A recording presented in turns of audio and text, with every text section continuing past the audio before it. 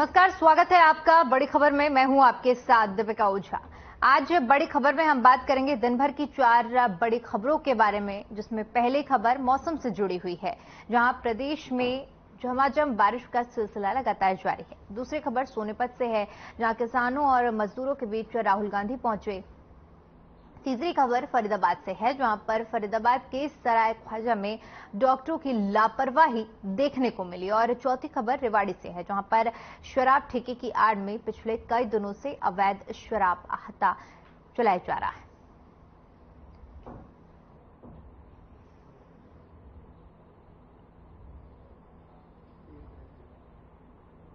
तो पहली खबर का रुख करते हैं, जहां पर आपको बता दें कि प्रदेश में झमाझम बारिश का सिलसिला जारी है। शनिवार सुबह से ही हो रही बारिश से लोगों को गर्मी से राहत मिली है, तो दूसरी ओर बारिश से लोगों को भारी परेशानियों का सामना भी करना पड़ रहा है। बता दें कि रेवाड़ी तो वहां के औद्योगिक कस्बा धारूहेड़ा में भी बाढ़ जैसे हालात बन गए हैं, तो वहीं फरीदाबाद में जलभराव हो गया है और जलभराव होने के कारण लोगों को काफी दिक्कतों का सामना करना पड़ रहा है।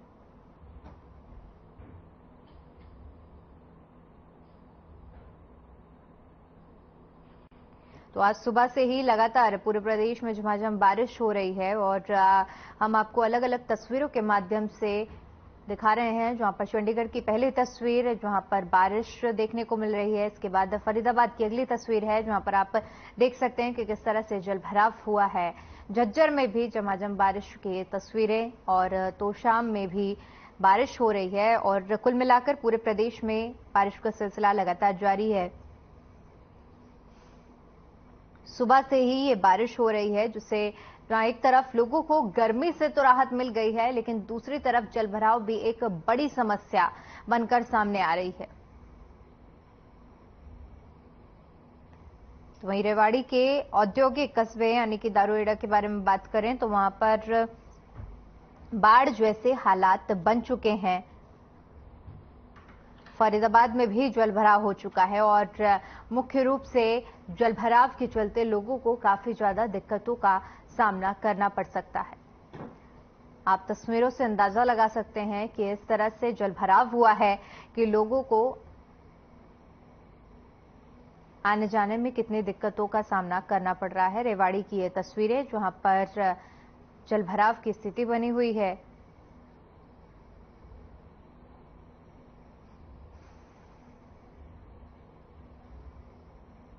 लगातार बारिश से लोगों को गर्मी से निजात मिली है, तो वहीं दूसरी तरफ जलभराव भी हो रहा है। और आज सुबह से ही लगातार बारिश हो रही है, लेकिन इस बारिश ने प्रशासन के दावों की पूरी तरह से पोल खोलकर रख दी है, क्योंकि सड़कों पर इतना ज्यादा जलभराव है कि आम लोगों का निकलना दूभर हो चुका है। तो ये तस्वीरें हम आपको फरीदाबाद की दिखा रहे हैं, जहां पर आप देख सकते हैं कि किस तरह से ये सड़कों पर पानी भरा है। और आप अंदाजा लगा सकते हैं कि ऐसे में पैदल निकल पाना तो बिल्कुल ही संभव नहीं है। लेकिन आप देखिए कि वाहन भी जो निकल रहे हैं उनको भी किस धीमी गति से निकाला जा रहा है, क्योंकि ऐसे में लोगों को काफी ज्यादा दिक्कतों का सामना करना पड़ रहा है।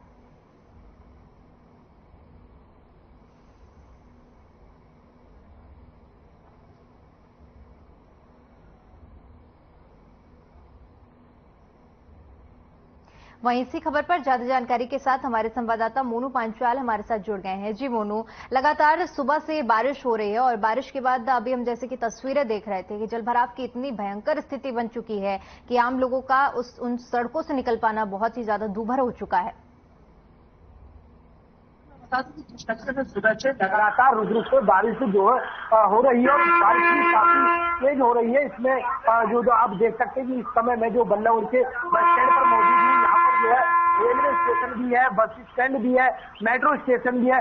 आप इन तस्वीरों में देख सकते हैं फिलहाल जो है बल्लभगढ़ के बस स्टैंड की तस्वीरें हैं। लबालब जो है पानी भरा हुआ है चारों तरफ। आप देख सकते हैं कि बसें भी यानी कि यात्री भी जो है बस स्टैंड में जो है अंदर भी नहीं जा रहे हैं।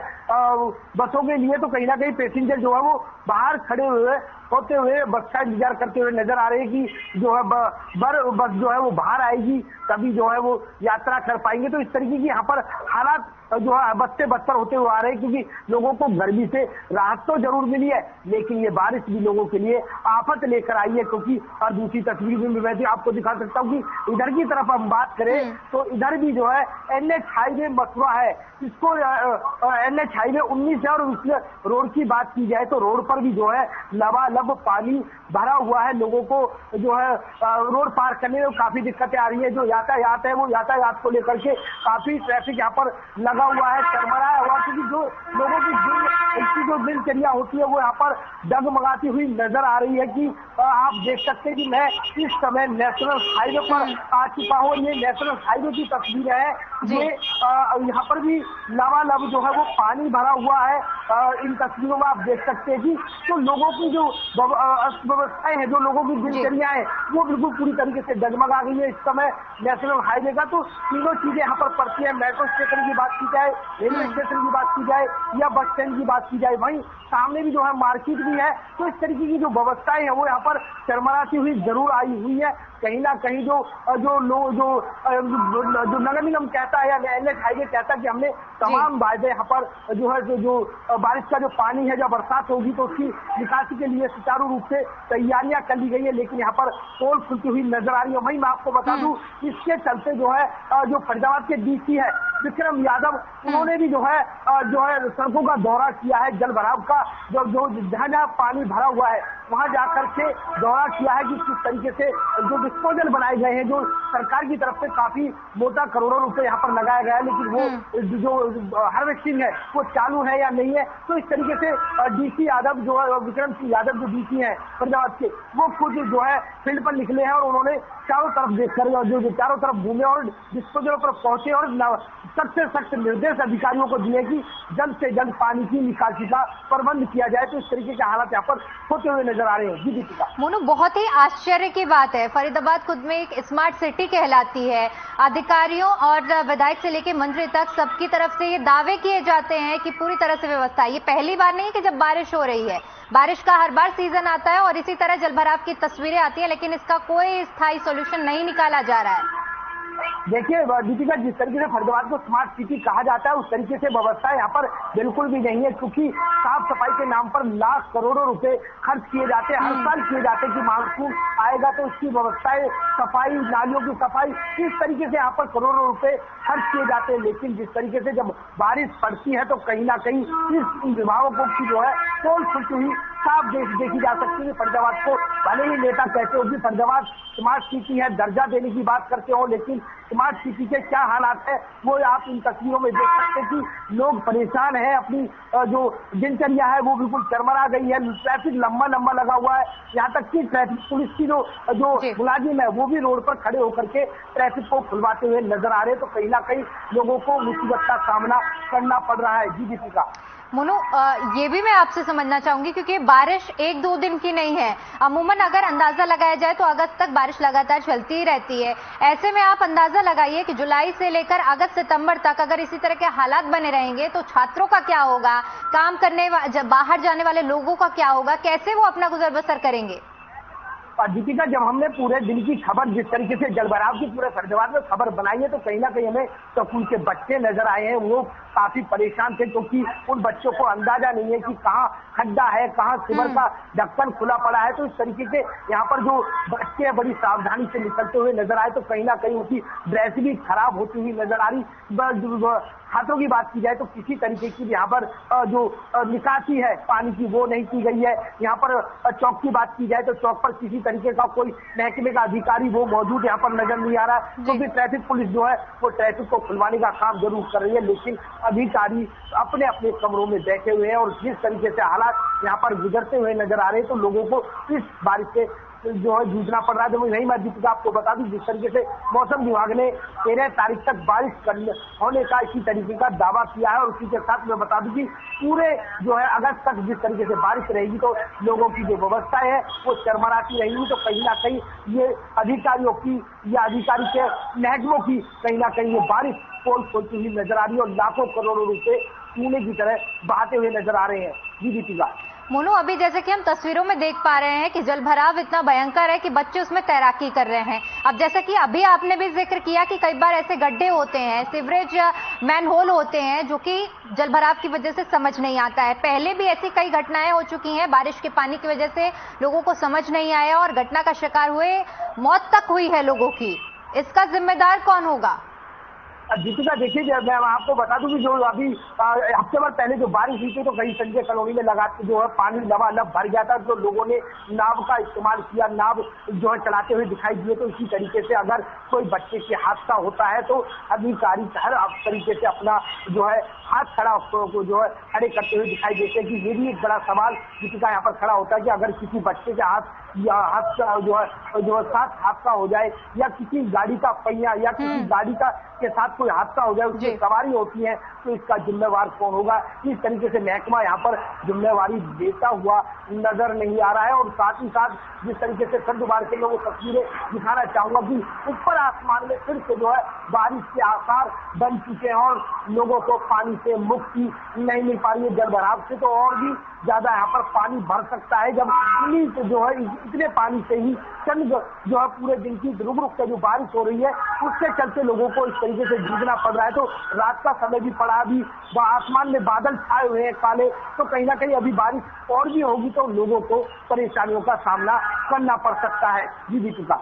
मोनू, जैसा कि आपने जिक्र किया कि डीसी खुद पहुंचे थे जलभराव की, उन्होंने स्थिति का मुआयना किया, लेकिन मैं अब आपसे ये भी समझना चाहूंगी कि क्या इसका अभी कोई सॉल्यूशन निकाला गया है? क्योंकि लगातार अब जो जलभराव है, पानी की निकासी भी होनी चाहिए, या इसी तरह भगवान भरोसे सारी व्यवस्थाएं रहने वाली हैं? देखिए, जिस तरीके से अभी जो फरीदाबाद के डीसी विक्रम यादव है, उन्होंने जिस तरीके से जीरो ग्राउंड पर आकर के जो है व्यवस्थाओं का जायजा लिया, तो वहीं जो है अधिकारियों को निर्देश देते हुए को चलाने की बात यहाँ पर की गई है। तो जो है उन्होंने कहा है कि 18 घंटे के अंदर अंदर ये पानी निकलना चाहिए, किसी तरीके की व्यवस्था यहाँ पर होनी चाहिए। तो उसके साथ साथ मैं आपको बता दूं, सेफ्टी टैंक जो होते हैं, जो पानी खींचने वाले होते हैं, उनको भी यहाँ पर लगाया गया है। तो तमाम जो महकमे के जो लोग हैं उनको जो है सड़क पर उतार दिया है। विक्रम जो डीसी है, उन्होंने सख्त निर्देश देते हुए कहा कि किसी भी तरीके की कोई व्यवस्था है वो शर्मनानी नहीं चाहिए। लोगों के साथ जो है जिस तरीके से लोगों को दिक्कतें आ रही है वो दिक्कतें नहीं होनी चाहिए। जो रोडों पर पानी भरा हुआ है वो पानी नहीं दिखना चाहिए। तो इस तरीके के यहाँ पर दिशा निर्देश दिखाई देते हुए दिखाई जरूर दे रहे, लेकिन आखिरकार देखना होगा कि जब रात को भी बारिश होगी तो अगले दिन सुबह रोडों पर पानी मिलता है या ऐसी लबालब लोगों को जूझना पड़ेगा पानी से। जी मोनू, जैसे कि आप अभी बस स्टैंड में मौजूद हैं, तो इस तरह का जलभराव है, वहां पर क्या आपको कोई अंतर देखने को मिल रहा है? क्योंकि कम संख्या में लोग भी पहुंच रहे होंगे ऐसी स्थिति में।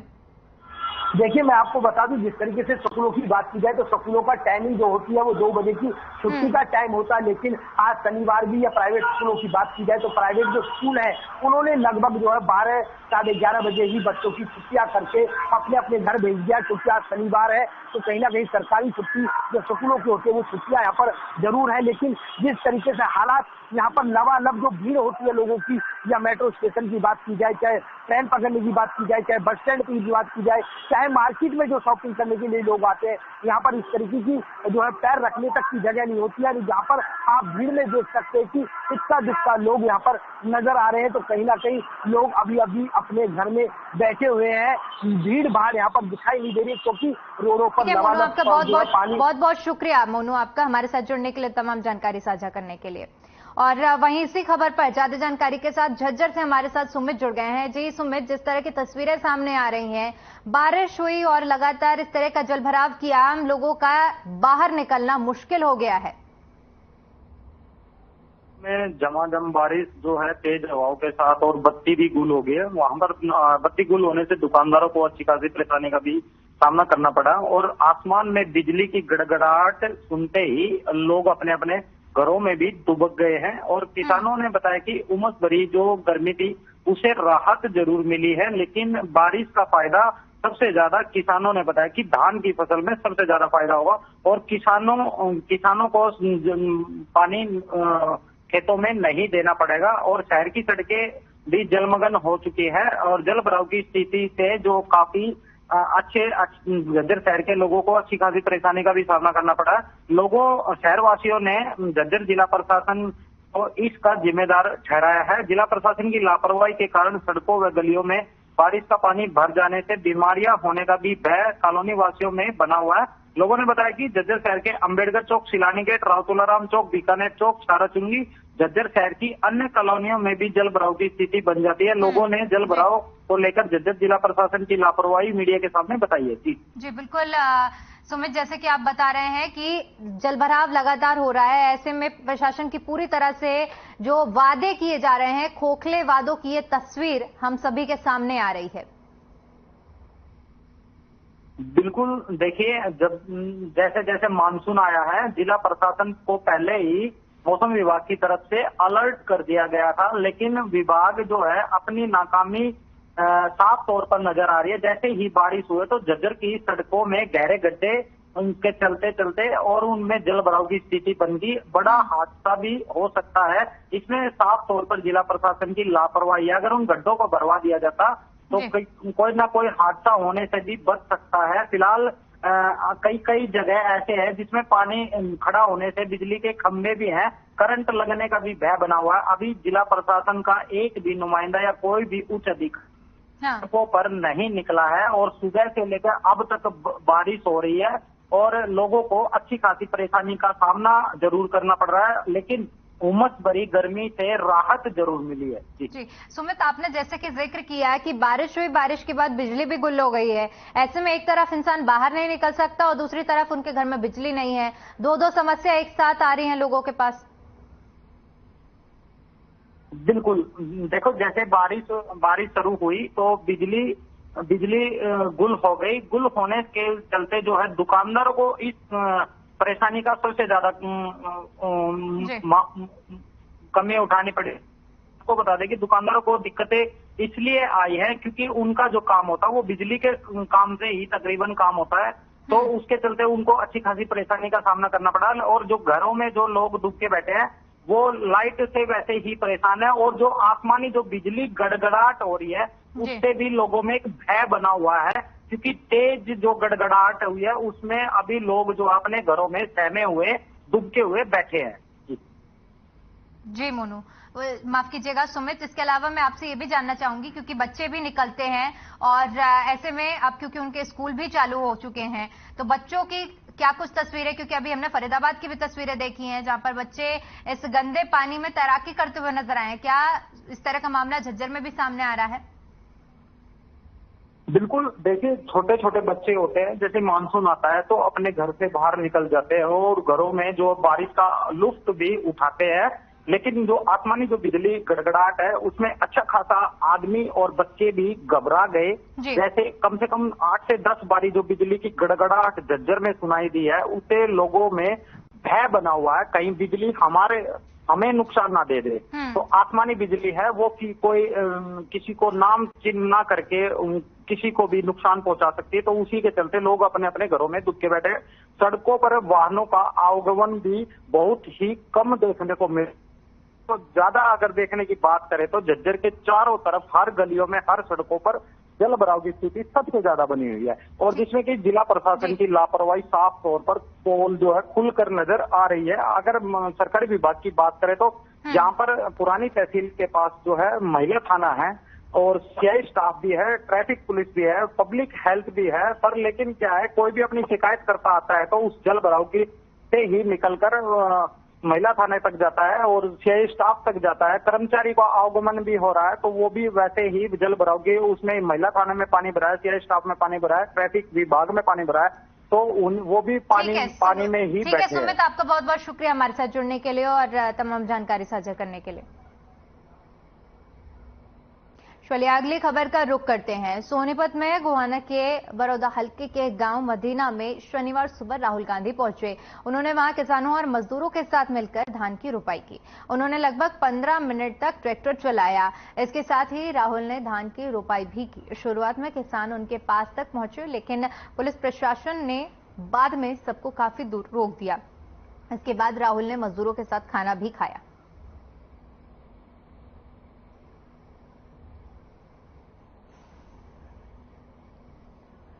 सोनीपत के गोहाना के गांव में शनिवार यानी कि आज सुबह राहुल गांधी पहुंचे, जहां पर तस्वीरों के माध्यम से हम आपको दिखा रहे हैं राहुल गांधी ने कैसे किसानों और मजदूरों के साथ मिलकर धान की रोपाई की और इसके बाद उन्होंने ट्रैक्टर भी चलाया और साथ ही साथ राहुल गांधी ने मजदूरों के साथ खाना भी खाया।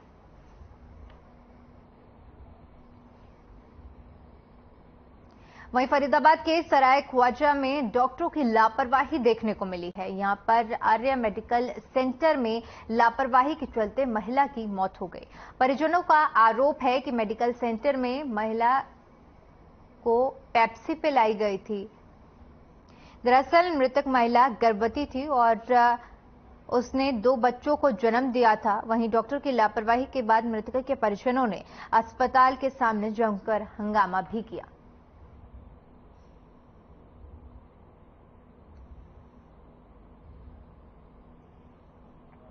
तो फरीदाबाद से डॉक्टरों की लापरवाही का ये मामला सामने आया है, जहां पर आर्य मेडिकल सेंटर में लापरवाही के चलते एक महिला की मौत हो गई।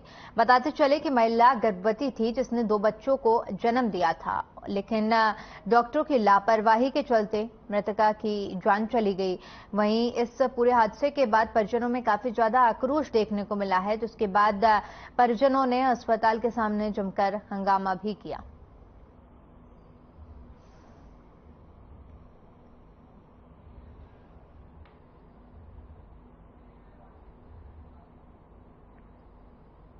ये तस्वीरें हैं जिला रेवाड़ी के गांव बखपुर की, जहां पर एक शराब ठेके की आड़ में पिछले लंबे समय से अवैध शराब आहता चलाए जा रहे हैं, जहां बिना किसी लाइसेंस और परमिट के आहता संचालक लोगों को शराब परोस रहा था।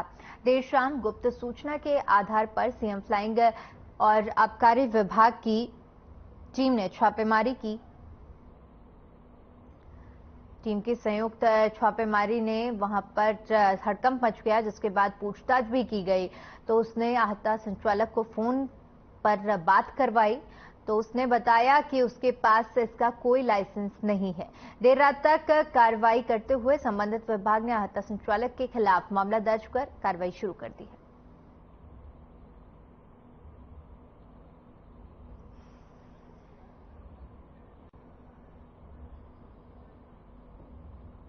तो सीएम फ्लाइंग की कार्रवाई देखने को मिली, जहां पर एक शराब के ठेके की आड़ में काफी लंबे समय से अवैध शराब आहता चलाया जा रहा था, जिसका ना ही कोई लाइसेंस था और ना कोई permit.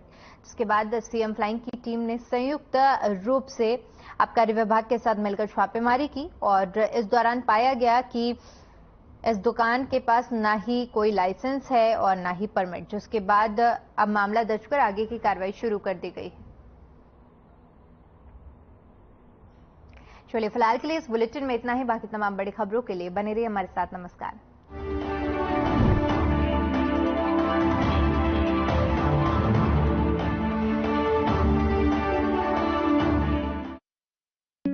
Hey mom, hey, look, I